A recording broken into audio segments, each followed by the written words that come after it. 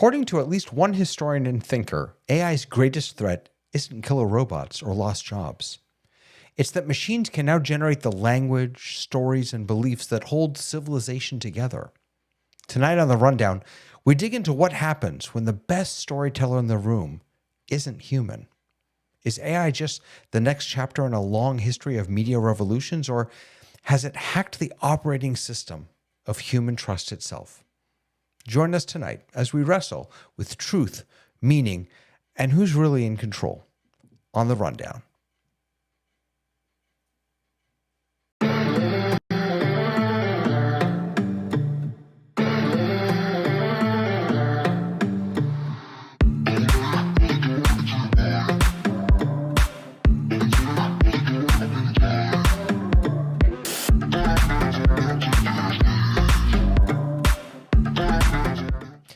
Good morning, good afternoon, good evening. Hello, everyone. Welcome to The Rundown. My name is David. I'm so happy to have you all here. We have some big stuff to talk about tonight, and boy, what a day of news today was in the world of AI. We'll get to that in a little bit, but first we'll just say a quick hello to Tamara Pika. Hello, Tamara. Hello, hello. I brought a pad of paper so that I can scribble wildly off camera so that I'm not interrupting because I'm so excited. You can interrupt as much as you want. You won't get very far with some members of our panel, but with other, like Tony just lets us all interrupt him. So good. He just lets us all sit. But hey, Tony, how are you? Hello, David. How are you? You had quite the panel last night. Yes. Wow. It was, and let me just say, you were missed. I'm very, very happy to be in the audience. Very happy.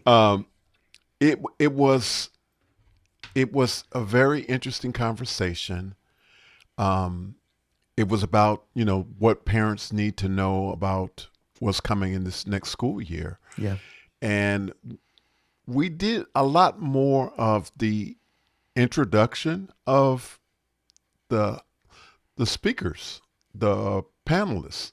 And so we're going to come back again. Yeah, you ran out of time. On August 12th. Great. So we'll be back on August 12th, and it'll be more of the information they want to share with us. Fantastic. Good. I'll look forward to it. And look who else is here with us. Hello, Mr. Dave. Hi. I'm going to be more excited than Tamara today. More because this is right up my alley. This stuff here is right what I think about all the time. Wow. Okay. Well, there you go. I love it. And this person has reason to be excited because he is another year older. What? Happy, I can't see you. Talk into the good ear. Birthday, Sky. Thank you, Dave Paskin. It was yesterday, yes?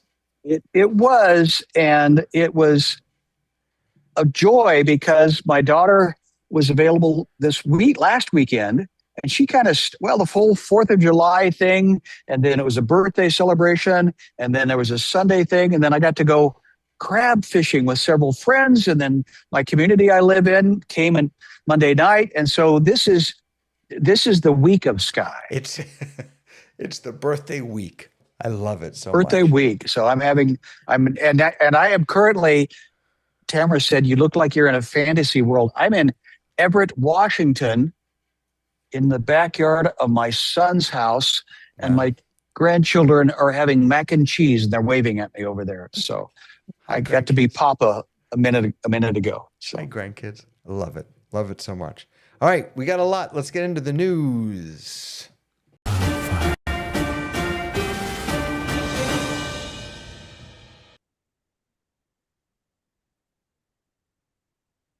Uh-oh, we can't hear Dave. I see the lips moving.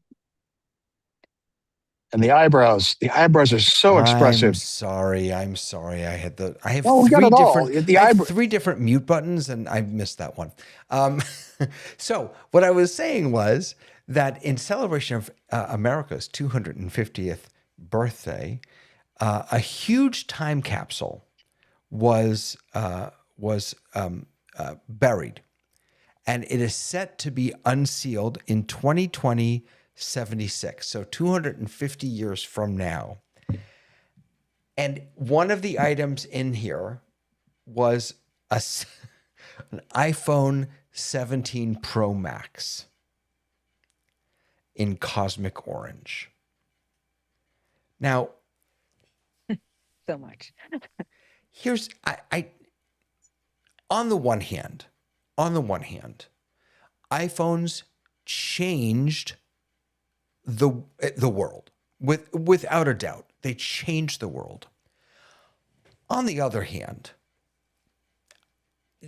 there's something, it feels off to put something like that in I might be overreacting here, but am I like it feels like that's not, is that really important? I think one of the early time capsules in New York has a telephone in it. Really? To suggest that we invented the telephone and we have this. So I don't see it as a surprise, but I do think, is that battery going to work in 250 years? In 250 years, will it's going to go dead. We know it will.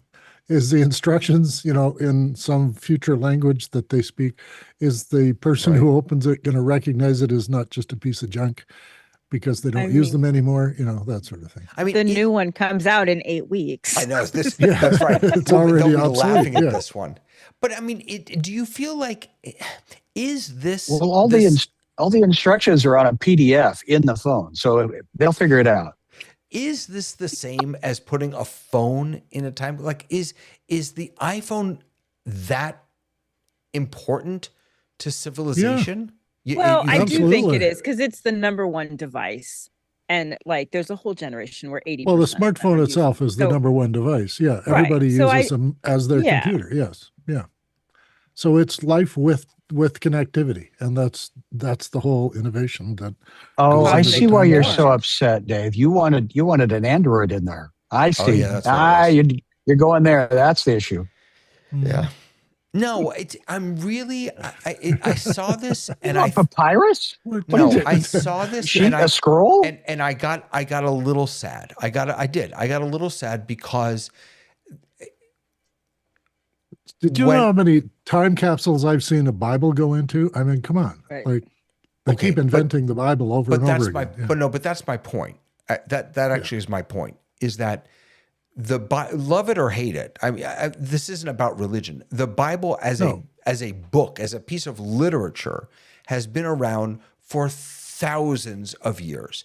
That's something that you put in a time capsule, right? To elevate an iPhone to that status, not the status of the Bible, but to the status of something that is important enough that we should put it in a time. Because that's, I think, what I'm struggling with a little bit. Like, are we being a little pompous here with our putting Barbie dolls in iPhone? Right, exactly. Is it just a toy that they'll think is pointless? Yeah, right. I think of all the technology. Yeah. I mean, look, they didn't put a Vision Pro in it, right? Like, I think of all of the technology that you could pop into a time capsule starting in this moment right now. Yeah. That's probably one of the more representative ones that, whether you're Android or Mac, it doesn't really matter, because the truth of the matter is, like, it's the phone itself, not necessarily the brand. But I do think that it says something about Apple being where Apple is at the moment.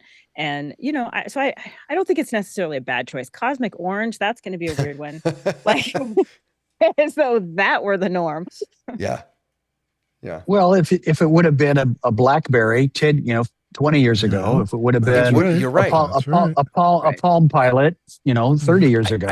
I guess so. The device of connection and communication, what did chalkboard and a scroll? I don't understand what the I guess communications of the where I'm going. So maybe my struggle is with what's the point of this time capsule? Is it to allow those 250 years from now to understand what were the tools that we were using today?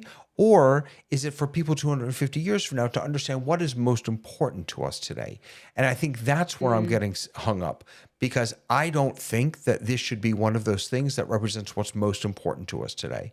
I think it should represent something that we use. That is, it's 900 pounds. So a sliver of device is just one increment of a thing that they shoved into this. Right. And they're going to bury it in Philadelphia as if Philadelphia is going to be something in 250 years. Well, no, wait a second. What? Where's Philadelphia Well, you're going? suggesting something different there. Yes. Yeah. I don't know what I'm suggesting, but We could go as far as, will America be here 250 years from I now? think- Well, that's Oh, a that's better, very that's a Constitution better there, question. Yes. Anyway, I think we've. Well, one thing I we've just wanted discussed to, enough. you said there were two things. I actually think time capsules are more about the people now than they are about the people in the future. I think that they are more about where so I do think it is a commentary on what we think is important now. And again, whether it's the iPhone that's important, certainly Cosmic Orange isn't that important, or whether it is the device itself, the upgrade of the telephone, I think it's a reflective time for where we think we are in the moment. The only thing that I think should be in a time capsule is a dancing frog, and that's my last word on it. Tony, God. Yeah, I kind of look at it a little bit differently. I look at it from the standpoint that the iPhone, for all intents and purposes, in my opinion, is a pocket computer. And I think that might have been the value of why they put it in the capsule, because they were sharing a pocket computer as opposed to a phone. Fair enough. I guess think so. Yeah. I think it was Voyager that when it was sent out, or there's some time capsule concept somewhere that I remember hearing the story that they imprinted on gold a disc, including a player device that could play back the audio sounds of whatever the history was at that point, and they imprinted it on something that they knew would last. Just kind of stopped and kicked me off, and I couldn't start it again. So I apologize for that. But we are back. Are we back? We're back. I think we're back. We are back on both. Wow. Okay, then. So that was just a total and complete meltdown of my system. I apologize, everyone. Not a problem. Yeah, it happens. What are you going to do? Keep a pile of quarters on the table. That's what I do. Yeah, we ran out of tokens. Absolutely.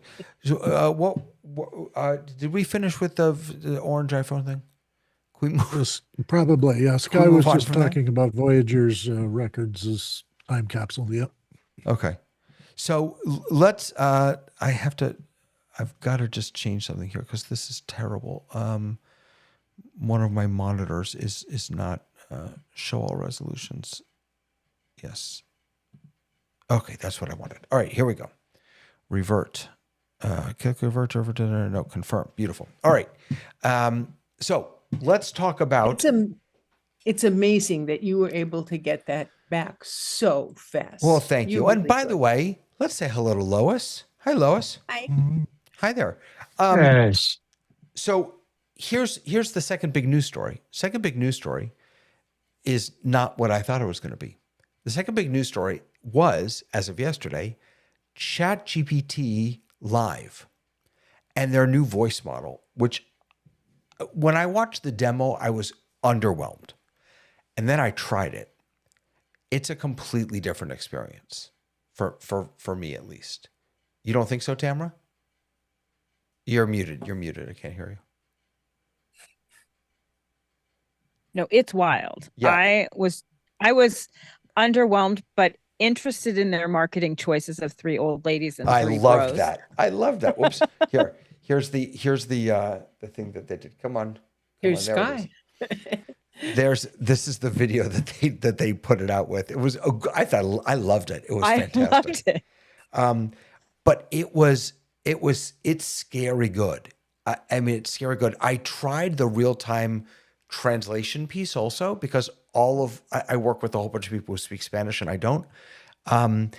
That didn't work as well for me, in part because I was trying to multitask, and so I was trying to translate, but I was also talking to someone else at the same time, and I confused it. So that was probably user error, but it's a wild experience. And then today, OpenAI had this big stream at 10 a.m. Pacific, the future of ChatGPT, and they announced ChatGPT they announced a bunch of things. They announced ChatGPT 5.6, which is, of course, their best model ever, and yada, yada, yada. They changed Codex. So Codex was the Mac app that you would download, and you could do all the regular ChatGPT stuff on it, but originally it was really about coding, and they were slowly trying to get people to use it for other stuff. The name Codex was really getting in the way of that because people only saw it as a coding. Well, that's gone now. It is now it's just the ChatGPT app. And into that, they have now ChatGPT Work, which is this whole thing about being able to work on your behalf and access all of your files and yada, yada, yada. So actually, now I'm sure this will probably kill the stream again because I had it open doing something and I'm wondering if maybe that's what the problem was. So I'm going to try and open it again. What I had it doing was, let's see, can I find it? Okay, so what I did is I gave it access to all of my Google Drive, and I said, create a dashboard that looks through all of the topics that we've covered for this show and, sort of organize them and categorize them and da-da-da-da. It was in the middle of that when everything crashed and went to hell. So I don't know if that was, but here's the other cool thing is that you can now create sites, publishable, shareable websites with real live data. That's what I was going to do. Finish this up. Let's see what happens. Let's see if this crushes everything. Everybody hold hands. Everybody hold hands. Yeah, get your buddy. Let's hope it doesn't. Get your buddy. This is a relatively huge update. What's equally interesting is that the rumor is that GPT 6.0 is coming out in a month. That 5.6 is the last of the 5.0 models. We're getting 6.0 later this month or next month. There's obviously they're in a race with Fable. I don't know. Have any of you gotten to play with this at all, or am I the only one that's giddy about this? I'm still giddy about the voice thing. So yeah, the voice thing is well. I want to work backwards from what is it that you are giddy about, because obviously, historically, this is horrible. This is a bad experience. We don't. It's dumb. Blah blah blah. Anger, anxiety, fear, frustration. But I'm not hearing any of those emotions. I'm hearing better than sliced bread comments. Well, no, my frustration was never with ChatGPT. My frustration was always with Gemini. But so here it is. Well, you were saying this is better than sliced bread in this moment. What's better than sliced bread as a metaphor? No, I'm not saying it's better than sliced bread. I'm saying it works. You're saying that it works, and that's what makes it. I'm saying it's pretty darn impressive. Let me pull up. My daughter is losing her mind because she can't find us on YouTube. Let's see here. Hold on. So we're next door. Just knock on your father's door. Hey, walk Chad, into his how office. you doing tonight? Oh, I'm doing well. What's up? So we were just in the middle of the rundown show, and we had this massive crash. It's like everything kind of fell apart. And I mean, do you have any idea as to what might have happened? Well, what did it look like? So what happened, right? I mean, what happened was everything just kind of shut down. The apps crashed, the computer shut down, the Zoom stopped.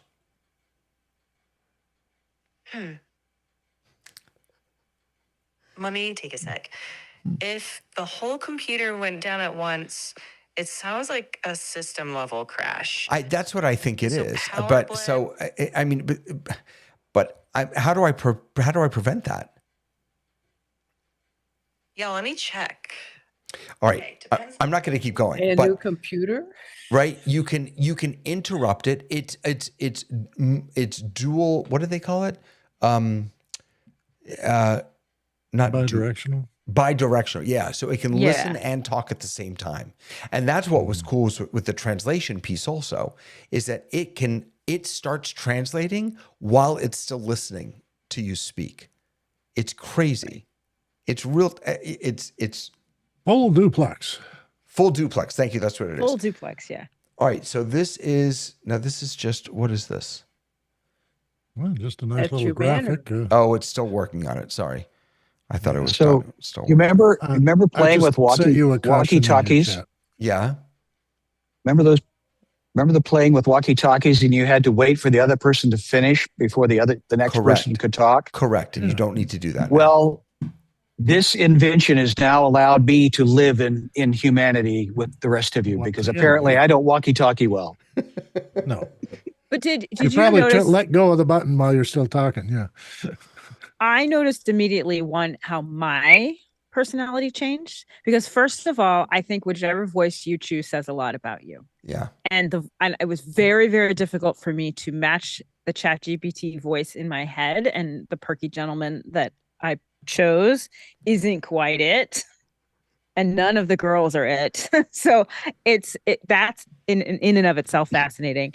But I found that I was not able to think fast enough, and I also found that I thought in a way less of chat. Chat felt dumber to me, and I say that in like context of the fact that I had a great time, and I think it's wild. And as I got more comfortable with it, the conversation was more interesting. I was asking it as an ESOL teacher, can I speak in English? Will it translate to a Chinese student listening in the same computer? And if that person wanted to speak back, that was fascinating to me. I was like, and it said, would you like to, we can sit down and, brainstorm some ideas. But I was interested in how my behavior changed and how I changed my thought process. It felt like I was talking to a friend. I agree. Which was not the smart person I talk to when I type, which was in the pseudo psychology, which I'm not, but I have Reader's Digest that I read, so obviously I know something. But it feels, the comment that I'm hearing you say is you are feeling heard. Is that an emotional attachment? No, because I feel, so here's the difference. I feel very heard by my ChatGPT. As a matter of fact, ChatGPT and I went shopping today, not with voice control, just my texting. And I was like, hey, I've got to go shopping for an elderly gentleman who has all these things. Like, what can I put in his refrigerator? Can you, is this good? Is that bad? Like, I feel that I had more of conversation, but the difference is I take my time when I'm typing the question in. So what I am feeding into it is a smarter question, and what I'm getting back from it is a mirror of a smarter question. When I was just babbling into it, it really showed me how much ChatGPT is exactly a mirror of what you give it. So when I was kind of casually chatting, it became more noticeable that it was not thinking. It was just parroting back the conversation that I was having. Does Grammarly still come in and want to change your Grammarly wants to take over my life, and I can't spell. It can, but I don't know what the syntax is and the punctuation, so whatever.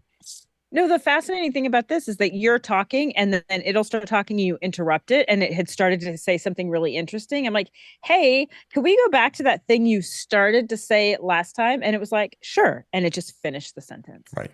It was wild.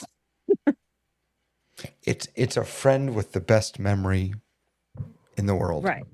Do you think that what Tamara's describing is akin to the difference between human communications, between writing a letter and talking on the phone?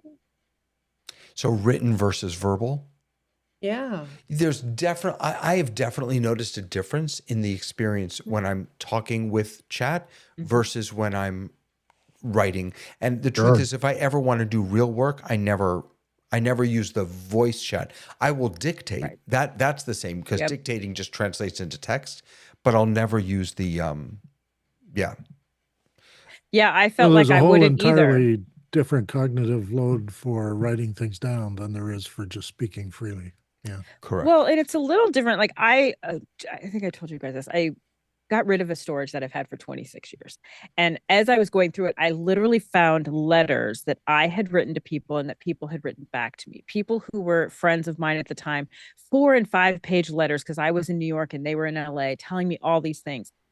If you compare that to how we check in with people in email, it is completely not the same thing. I'll say, hey, checking in, and they'll say, oh, yeah, so the kids are doing this, and it'll be 4 sentences, and we will have checked in.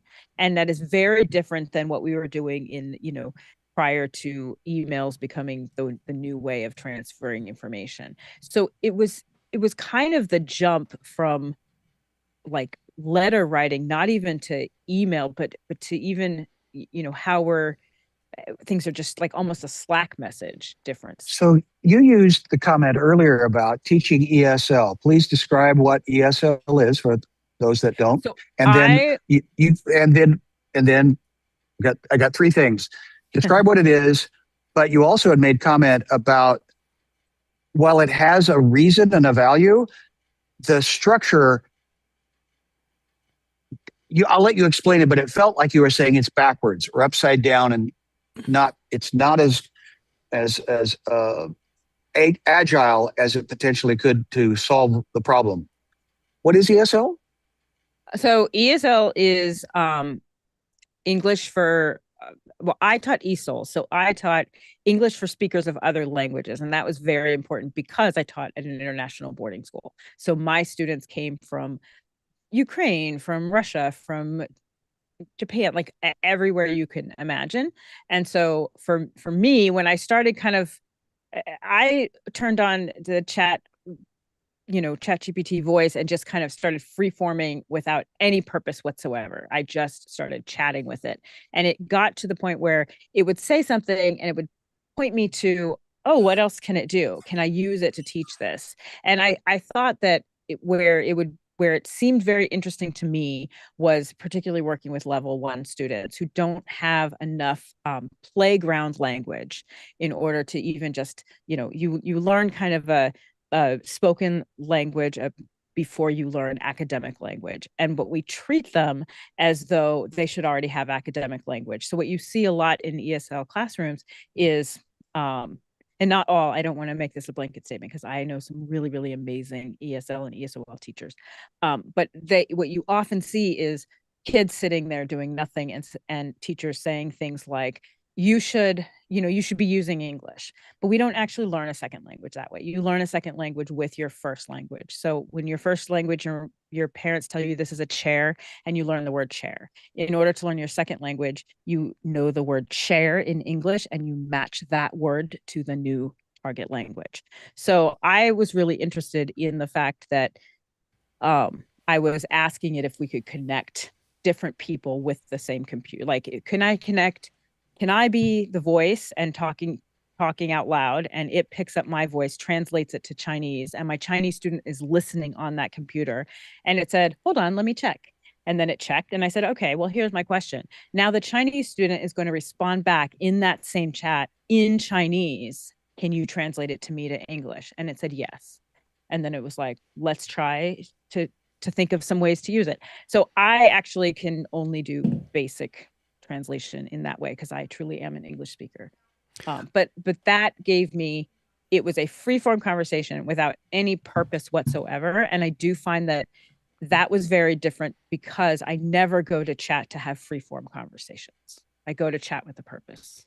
Let me bring us back. So it's the job is done. I gave it a 1-sentence prompt. Look through the rundown docs in Google Drive and create a dashboard showing the topics we've covered, their overlap, major themes, etc. And this is what it created. Technology is the subject, human agency is the story. A living map of the ideas behind the rundown, the technologies covered, the themes that you repeat, and the questions that connect them. This is better than I ever could have said it. Here are some recurring themes. Look at the typesetting. Look at the letting. Yeah. Look at the. This is and wait. There's something. So these are the things that, like, and how many times they're mentioned. So the number 1 topic was AI and human agency, And then where the conversations meet, AI and trust, AI and society. We talk a lot about AI apparently. Look at this nice little motion here when you hover over it. Like subtle little things like that, that's really nice. And then if I click, so these are a record of all the shows. And if I click on any of them, it'll take me right to that document that we have. So this is, and then I could share this if I wanted with folks. This is nice. And it took about 10 minutes and it crashed my system. But other than that. So you don't have to put that on your website. You can share it from within. Correct. I can just share. So you don't have to download a PDF and you don't have to link an HTML code. And I believe, let me do this incognito. I believe it's going to make, in order to access it, yes, it's going to make you sign in with ChatGPT. So this is because I haven't made it public yet. It's still a private thing. Sure. And so you have to sign in with ChatGPT to see it. Yeah. So very nice. I don't want to stay here. You could ask it to say, I want to publish this to my website. Give me the information that I need. And it would just give you the code and you could just drop it in. Right. I mean, I don't even need to. If I click on share, I can say anyone on the internet, and now it's published and I can share it with you all and we can all access it. So in any case. When you've done something like that, David, do you then take what you've got, what it created, and do you run it through either it or some other thing to do a spelling check, fact check? Do you confirm it, or do you just take the first thing you get? Well, this is not anything serious that I actually spent time working on, so I'm not going to spend time confirming this. But anything else that I create using AI, I always confirm. Absolutely. How do you confirm? Because I'm 9 times out of 10, I'm asking it to do busy work about a topic that I know very well. And so so instead of me doing the busy work, I can simply validate the work that it does. Okay. Because I come to it with some knowledge. So in any case, that's the big news from OpenAI. There's a lot more to it, I'm sure. Cool. But that's what we're playing with now. But let's jump into our main thing here. Our main topic tonight is based on a talk, by Yuval Noah Harari.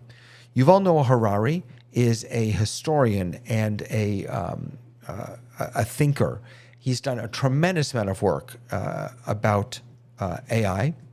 He's given a lot of talks about it, and this is a talk that he gave called "AI Has Hacked the Code of Human Civilization." He gave this talk. This was over at Oxford University. I think the I don't want to say the big takeaway, but his argument is that the most important area of growth that AI has had and that will impact us is its growth in language, which ironically is all that we were just talking about, right? The ability to have conversation.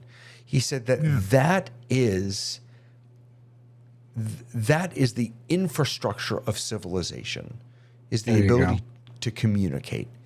And now that AI has mastered that, frankly, better than most of us have mastered it, it has now the keys to humanity. It was I hope you all enjoyed it. I thought it was a fascinating watch. Yeah. I will pop, by the way, I'll pop the link to it in the Mukana chat so people have it. Share that with the group. But, yeah. What do you want to say, Dave? I just want to start by saying I trust every one of you. Trust was the word I heard in that lecture more than any other. And that is suggestions of how we take responsibility for these changes in our society, as we do with every big change in our society, is by building community, trusting one another, and adjusting and adapting to the new reality. It isn't to fight against it, it's to accommodate it. And many things that we start with don't work very well to start with, but then they get better as time goes on. The model car that was first invented was not very effective, efficient, or anything, and it was actually dangerous. And then slowly and surely it's modified and becomes more of what we in our society need and what our environment can accommodate. So I think in the sense that I've never said that AI is dangerous or anything, I just said it's overblown what it can do. And we've had a nice little conversation that it can now speak to us as if it were human. But as Tamra has discovered, it just talks to you like it's your brother-in-law. So he's just not going to say anything controversial to you, no matter what you say to them. So I think we're at a turning point. He claims the 2030 turning point. I think I would concur with that because we've already undergone a change. The pandemic forced us to advance about 10 years. And now we're doing things we never thought we would be doing until 2030. But in 2020, it all just came to a big grinding halt. We had to address everything all at once, all the time, like the movie. And we're getting there with AI being fully integrated into what we want it to do. And it's more a case of, David, I think your job is permanent because you're busy making meaning out of people's lives. They come to you for advice, or they come to you with their children, or they want you to give meaning to what's going on. And we haven't got time for the rest of us to read Plato, Socrates, and Aristotle to know what is truth, beauty, and goodness. But we are guided by those principles no matter where we are in history. So I guess for me, this is a lovely, lovely topic for discussion because he is right. Language has a place in our bureaucracy and our structure of how we do things. It's why we have signage. It's why we read books. It's why we rely so much on what the sign says on a building and that. It keeps us in touch with our history and our culture. I also think agency is only as good as the input. Humans provide the input. So without us, there's not a lot for it to talk about or with. And it may have its own language eventually, like in Her, where it decides that humans are boring and it wants to talk to itself. That could happen, but I doubt we'll ever let it happen because it needs us for new input. So even in the Matrix, they needed humans to be the batteries that run the thing. So, but I think that's really where he's. I think you just hit the nail on the head, Dave. To my mind, what he's suggesting is that we have now crossed the line from AI as a tool to AI as participant. That AI doesn't need. Machines don't need us to create new words in order for artificial intelligence to be able to put the words that have already been created together in new ways that we haven't thought of. One of the examples that OpenAI gave today with its new model, 5.6, is a Polish mathematician who, and the ChatGPT was able to look at a problem and solve it, or I don't know anything about math, solve it, not solve it, do whatever it was supposed to do with it, compute it in a way that we had never thought of yet. So it's already able to take this thing that basic is tasks, at the core of who we are and this language, and it's able to manipulate it, not in service of us necessarily, in service now of itself. It is now its own participant. In when I was just doing that demo with ChatGPT, how she's like,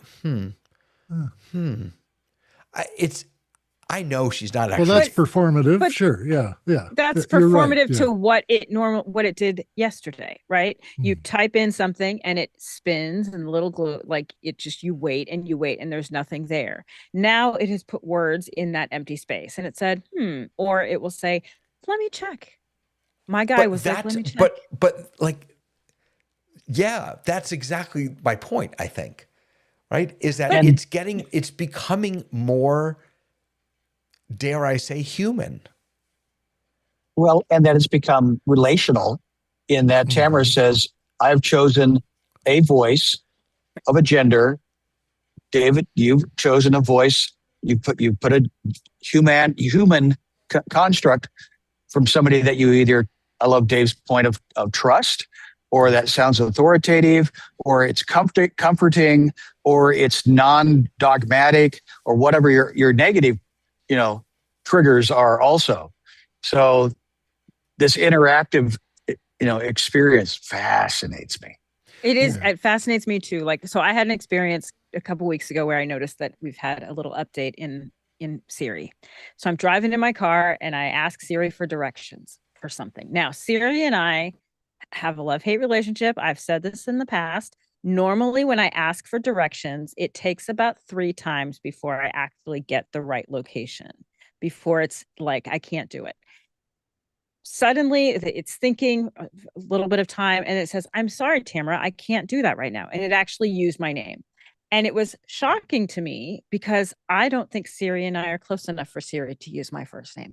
It was almost like when one of my first graders would find out that my name was Tamara and would call me Tamara. And I'd be like, no, I'm still Miss Pika. And it did it again. So now Siri is trying to become personalized, but Siri and I don't have that kind of relationship. We have a very antagonistic relationship. I ask for something, it gives me something in Florida. But Siri has been through your storage locker and now knows everything about you. Yes.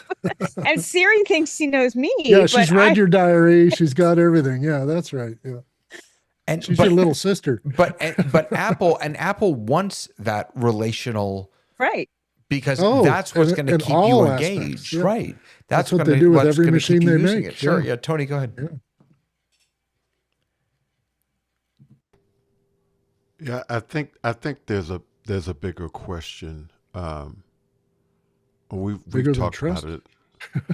Well, bigger than the performative of the AI. So we remember having our extended conversations about how the AI is trained, and my as a person who loves this technology and fully embraces AI, I am still with the mindset of the trainers and the biases that we all have, and even in some cases the prejudice that we have. Those things are still a part of the system. And so when the AI is now able to, for lack of a better word, create independent thought in terms of responding to us based on the data that it has been given in the past, and although it is building on that, those things that may be unethical are still a part of the system. And I'm just wondering how or if that is something that needs to be addressed. I'm just curious because, as I said, I love the technology, but I'm just concerned about, we're still doing horrible things to each other, even now. And so that also gets put into the AI. And so I was just wondering if you guys thought about how that might be handled, or if it's even something that we need to be talking about.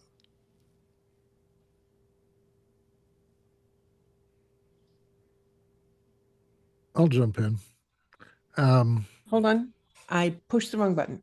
One of the things I'm curious about is how customizable the interactions are. In other words, if Tamara can speak in English and someone can hear her in Chinese, is it also going to be able to, let's say, have a sign language component so that it's not verbal, it's physical? Is the interaction personalized enough so it not only knows Tamara's name, but it knows her prejudices, her biases, her interests? And if that's true, if it can get to that level, then it may be that it's talking to different people different ways, then we don't know what those differences are. And I'm wondering if this is going to be a unifier, or if this is going to be one more thing that splits us up into little tiny groups. My gut is unifier, if for no other reason that I could speak to the cleaning company this afternoon and we don't speak each other's language. We could have a conversation. But I think that the language part of it that we've been talking about is super interesting and unifying, right? But one of the things that I noticed is, so my Claude talks to me differently than my ChatGPT. And some of that has to do with the fact that I use Claude as a personal assistant, and Claude is, when I talk with Claude, it's kind of like talking to my old work buddy Kristen, who we had like a little tiny closet that they threw 2 desks into, and we didn't have to talk. We could just pass discs over to each other, and it was like an extension.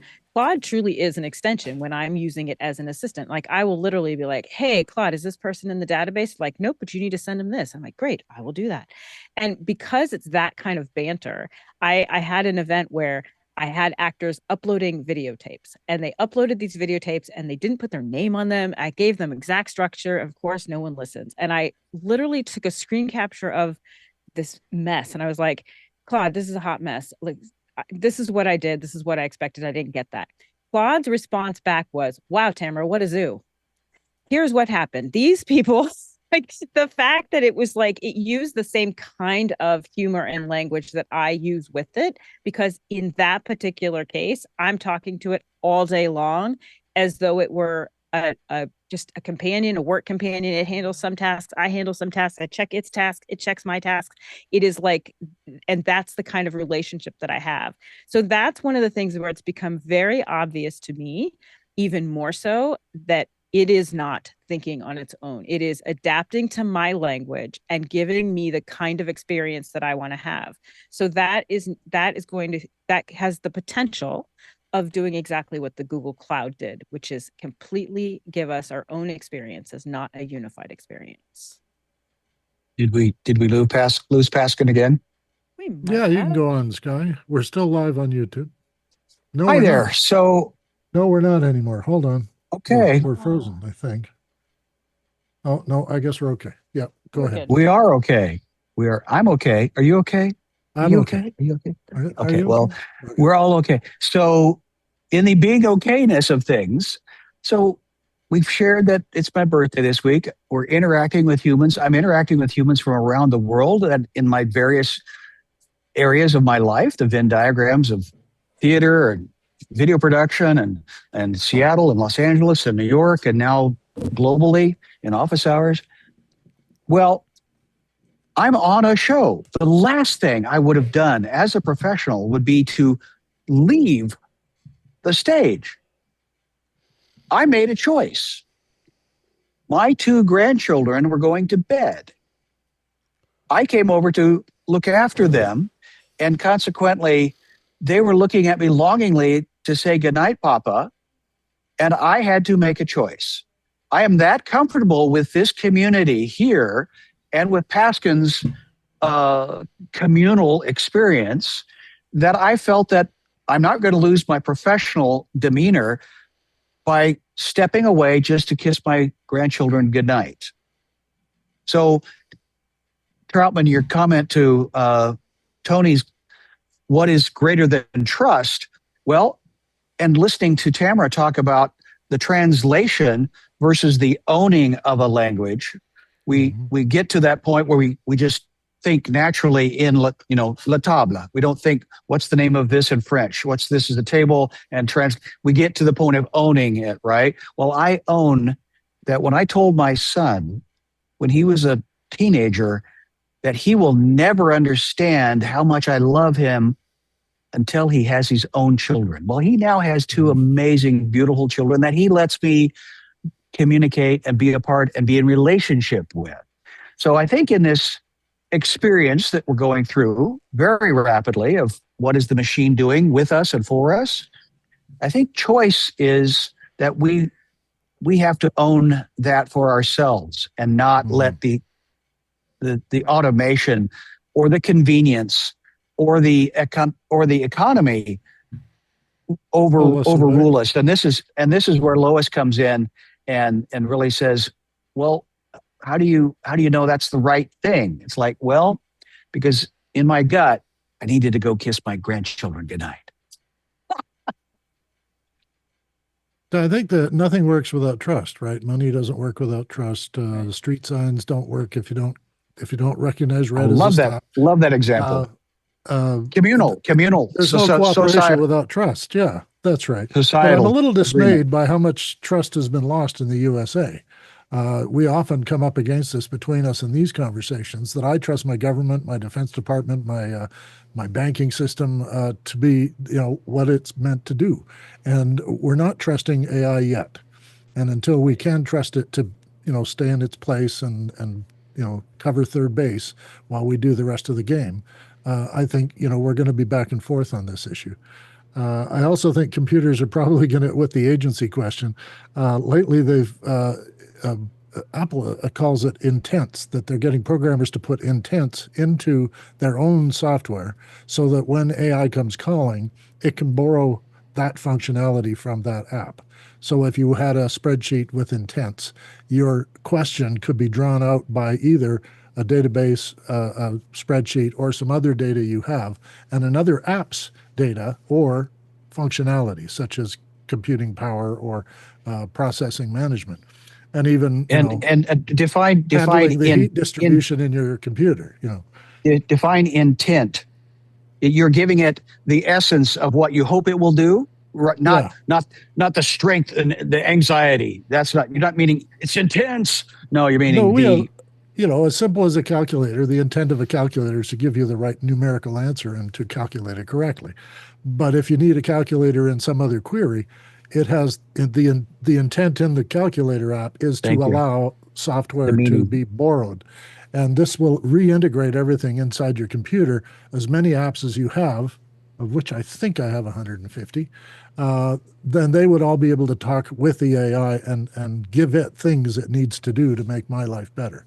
Now, we all trust some level of that, but we don't trust it when it goes out of our computer into the cloud. And in that sense, I think, yes, if ChatGPT is on my phone, stays on my phone, uses only information I gave it through my phone, then I'm going to be comfortable and trust it. But if it's going around the world to Ireland to process with data from other countries and other things and sharing some of my information with their information in order to get the right answer, then we got a little problem with Dave. I just want to jump in real quick, because one of the things that I have, one of the things that I've heard over and over again as the fear, the worry about AI, is this idea of consciousness, that will AI become conscious? And one of the things that Noah Harari talks about is that sort of isn't the point, or that really isn't what's important. At least in his mind, what's important is not whether AI feels or intends. It's that it can function socially without consciousness. It can. It doesn't need a soul to influence a lonely teenager, to move a vote, or to impersonate a teacher, right? It has become, because of its mastery of language, it has become. It's almost one-upped us, because it doesn't need the very thing that makes us human. It doesn't need to still be able to influence and move and shape our culture and our civilization. Yeah, you've heard me object about people suggesting it can think. We don't even know how we think. Right. And the only thing I had against Harari's delivery, and the note I made when I was listening to him, is that he talks about the machine as though it's thinking. Yeah. And then he says, we just string our words together in our thinking. Well, the research I've been reading for the last year is that that's not how our brain works. We actually form the whole thought and then function through the words. And we often pick the wrong word. Yeah, that was an interesting piece of his. Right. Yeah. He made a big... and there's a tension between... the perceptive brain and the action brain are constantly in communication, which is actually faster than any of our computers. And it comes up with a decision rather quickly, but then spends the rest of the time trying to get it out of the head. So his argument was essentially that we criticize AI by saying things like, it's just stringing words together. And his argument was, that's exactly what we're doing, is that we don't know. I don't know what the next word out of my mouth is going to be. it's just I'm stringing it together as I go. Now that's different than Dave what you just argued, but that's his argument at least. And so again, but our brains are way ahead of our Right. mouth. You know, this is the thing. I am living milliseconds behind my head. My perceptions are receiving things. I'm an antenna, apparently. My consciousness is an antenna monitoring everything around me, and then I react to my environment. Well, the sense of knowing what you're doing next is only as soon as the saber-toothed tiger appears, you know what you're going to do next. But you're always a few milliseconds behind it, and you're not getting the signal has been processed long before it came out your mouth. So you know the parable, the story about if a tree falls in a forest but you don't hear it, does it make a sound? Here's my answer to that question. My answer to that question is who cares? I didn't hear it make a sound, so who cares whether it made a sound? I didn't hear it. I didn't experience it. There's no argument there. We just don't know. Right. My point is that there is perhaps a truth that my brain is, milliseconds ahead of what I can get out, and therefore it's not random, but it's actually planned, and that may be true on some supernal level. But in my lived reality, I have no idea what's coming out of my mouth next. It just happens. And so in my lived reality, AI has not only caught up to my capacity to engage in language, it has surpassed it. It's imitating that capacity. It's not doing it. No, but it had to stop, construct the whole thing, and then put it out, just like you did. But you do it much faster. I also think that when I grappled with this, one of the things that I keep thinking about is just internet access, right? We are now 30 years into internet access in the way that we know it, and it still bumps Dave and pulls his entire machine off and pulls us offline. And so AI to me is very interesting because it seems to cognitively be going leaps and bounds over what its actual capacity is. And there's going to come a point where, right now everybody's on AI, but we're not doing anything. Most of us are not using it to its capacity. So as we start using it to a capacity, that actually requires faster computers, more data centers, all of these things that are not exponentially meeting the same timeline as the cognitive abilities of the machines. So there will come a point where then it's going to split off, and it's going to be a haves and have-nots, right? I think it needs more, people who Lois. can afford it that are going to get it, and other people aren't. So some of the things that we see with Google, for example, which was the big promise that it was going to be unifying, and in fact is not unifying, I think is a cautionary, and how social media was supposed to help us connect with each other, and in fact does not help us connect with each other. I think some of those same things are inevitable with AI in its current trajectory. I think the internet. Sorry, I think AI needs more Lois Richter. Yeah, exactly. Because Lois, you ask logical, sociological, psychological, pointed questions about value, about morals, about trust, and about community. And that, you were trained in that. You, just like in the language that Tamara was talking about, at some point she was trained, and now she is training others. And without those things, the machine's going to do the easiest, quickest, fastest, cheapest. And that hasn't always, well, to your point about politics, isn't turning out too well. Mm-hmm. But if the bureaucracy could work efficiently, then it would work for us better. Yes. Lois, we can't hear you. Oh, she's over there. I keep pushing that button. I wanted to respond to two things. One is does a tree make a sound if it falls in the forest? Well, of course it does. Define sound, man. If your definition of sound is vibration in the air, of course it does. If your definition of sound is some person hearing the vibrations from the air, well, then that's a different question. But I want to go back to what Troutman said. Do we have enough difference in various AIs. Now, people say AI as though it was monolithic. It's not. There's a lot of different things out there that can be called AI or something else. I'm sure Dave Troutman has better words for it. The difference between the trust of the Canadian government and the trust or not of the current American government, are we going to get an AI that's like one and another AI that's like the other? I mean, are we in a situation where those trainings are going to be so different that the responses from the AI you go to is going to be very different? Dave Troutman, I think what do you think? I have an answer to that, and that is there'll be personal AI and general AI. The general AI will be trying to do all the solving of medical problems and things that you and I don't pay any attention to. And then there's personal AI that is your helper, your brother-in-law, your digital brother-in-law. So I think that's the split I'm expecting. But I think there's also, I'm ready for Tony. Here comes Tony, because I think, yes, there'll be a divide. There'll be a lateral divide in the society of those who reject it and those who embrace it. So, and it may have factors in terms of monetary income and social discord.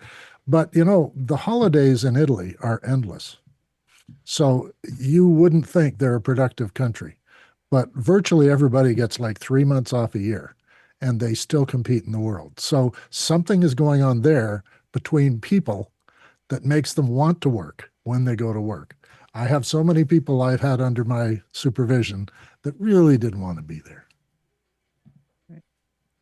Tony? Wow. So I want to go back to a couple of things. So, Rabbi David, when you mentioned the whole thing about us not thinking about what we're going to say before we say it, I think that it's really a question of the data that you have been given throughout your life. And so I think that we can make that link to the AI from the standpoint of the data that it has been given will sort of dictate the responses that we get. And who's to say that the data that it continues to grow and enrich itself with, and I'm talking about the AI, who's to say that that could not be, and well, I was going to say equalize in terms of consciousness, but we don't know how we have consciousness. So how can we say that the AI will never have consciousness? And then the other thing that I wanted to say is that, in sort of in line with what Dave said and Tamara, and that there is going to be a divide. There's going to be a divide if there is nothing else than because of this fabulous continuing to evolving AI, the cost has to go up. The cost is going to have to go up. And there are going to be people who have the resources but don't want to buy into AI. And then you have the people who would love to buy into it or experience it but don't have the resources. So you got a couple of different groups that are going to be out there, and it can't stay the same in terms of what it costs, because the $20 that I'm paying right now or that anybody else is paying is not going to be able to sustain a model that is giving us a genuine conversation. It just can't happen. And historically, Tony, that's why I have to look back into the Old Testament. There, the haves and the have-nots, where there's always been haves and have. The New Testament, there's the haves and the have-nots. The poor will be with us always. So if that's a statement from a person that you believe or not, it's a statement that, as we talk about, some people trust in.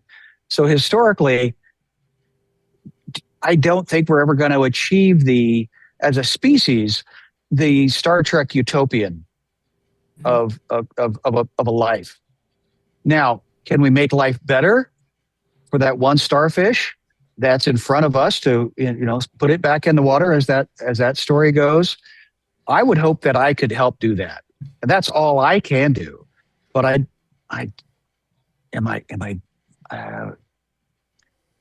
trying to set my aspirations as high as I can, but also looking at the humans as a species are pretty rough on each other. But the other piece to that, Sky, is that we can go ahead and save the one starfish. The worry is that we'll say, well, I'll let somebody else save the starfish. Hey, preach it, brother. Right. So that's the problem. Always has been. And that's my anxiety, that as we become complacent in our ease of use, that we don't use this tool to serve humanity, that we just turn it on as a luxury, and then it becomes normal. And that's my anxiety. I think that's the deeper part of Harari's message, is that we have to rely on each other. Right. And so we got to figure out a new way of getting along with each other and not hiding behind our technology or let somebody else take care of it. And it is a responsibility we have to adapt. Those who don't adapt or change are extinct. So we have to be able to take that responsibility. And I think Tony's right that it's always been there, but we have to strive to eliminate it and just work against it as much as possible. And we've done it well in the past. I mean, the post-war period is not a blip in economics. It's really a drastic change in how the world is structured from before the empire to after the empire. Well, I've been a part of a couple of different disasters, hurricanes, tornadoes, and the best of humanity always showed up in the worst of circumstances. When everyone's in it together. Yes. Yep. When everyone's in it together. Always. Yeah. And so we are that could be a benediction right there, Paskin. Okay, sevenfold amen. I love the curiosity phase that we're in right now, though, because it does remind me of when we first did, when HTML became a thing, the conversations and richness of what people were having and hopeful of what like Web 1.0, which then became super flat because it was hampered by economics. And it was not anything like the conversations that were happening before it. And so I think that's one of the things that I kind of fear, is that we're having it like every day. It just seems like something new and exciting and lots of different ways to do it. And it's like, that's what's made it exciting for me. I'm a curious person. I love pushing things into new directions and seeing what it will do and creating new things. What I'm afraid is that it'll get to a point where it's like economics and mass media, mass use of it will flatten it into being, here's what AI is. It's like Web 1.0. You download a page and it just pops in front of you. And it wasn't until we got, more video, and YouTube that it changed drastically into some of the same conversations people were having before, when they were like, well, there's no bandwidth. There's none of this. Well, so that's the piece that I think is the part of humanity that is worth investing in, is curiosity and excitement, keeping that excitement and trial and error is equal to success. And we have gotten all of us being excited about something, though it may not be the same something.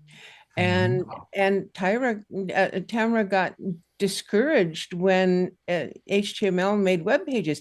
I got excited about that because I wasn't looking at the medium so much as I was looking at what was being said as the content, as the people who were able to have a presence. Even if it was a small presence and not a lot of folks were going there, they still had their window and they had their stuff in their window and people could find it. And that's, I know that's off topic, but that's what we're all about, humans. Not at all. Paskin, that's where I think I'd love to vote in that we individually bring our individual unique gifts, skills, talents to a unified passion, something that we could solve a problem. Because holy crap, if we put our mind to something, not just as a hobby, but as a betterment of a thing, the resources that this community has so supersede the ability to push a button or ability to learn a new skill. And that's the aspirational vision that I had always hoped and believed that office hours could be. But again, I come from communal, we're going to go save the world together experiences. So I think it happens. That's me. I think what you're describing does happen. It just happens on a micro level. It happens on a one-to-one level rather than a one-to-many level. Or just a local level. On a local level, yeah. I do have some breaking news. OpenAI is shutting down OpenAI Atlas or ChatGPT Atlas. If you don't know what that is, I was the only person using it. David's favorite browser. For me. I was the only person using it. It was the OpenAI browser. They announced today at 3:00, and I missed it somehow, that they are shutting it down. So I am on the hunt again for my next browser. If any of you have suggestions. What, David, you're not going to write a code to have your own browser? I mean, you could just make your own. I could. Mosaic. I think you should use Mosaic. Mosaic? Yeah. All those little bits of tiles and all the thin set concrete. Before we jump away, I'm not sure that's an exact. Before we solve David's Go ahead, Dave. browser problem, I thought, for me, Mr. Herrera's message was rooted in like tradition, cooperation, multi-family structure, ceremony, festivals, celebrations of human achievement, and common beliefs. Kinship. Kinship is, well, that's, family, kinship, yeah. I think, if we can reclaim those things. There you go.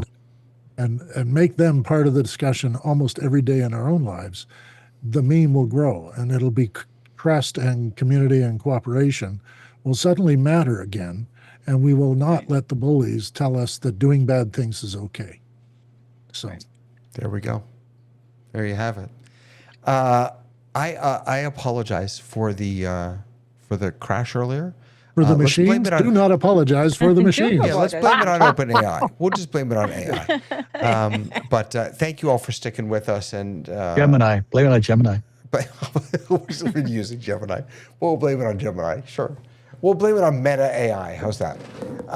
There's much more to talk about in this topic, and I'm glad that all of you were here to talk about it with us to begin the conversation today. Tomorrow morning is another episode of Office Hours, your questions and your answers. Tomorrow afternoon, we'll be in the Zoom test kitchen, and then we start all over next week. So here's hoping you all have a fantastic weekend. Thanks for joining us. We'll see you soon on The Rundown. Bye. Bye.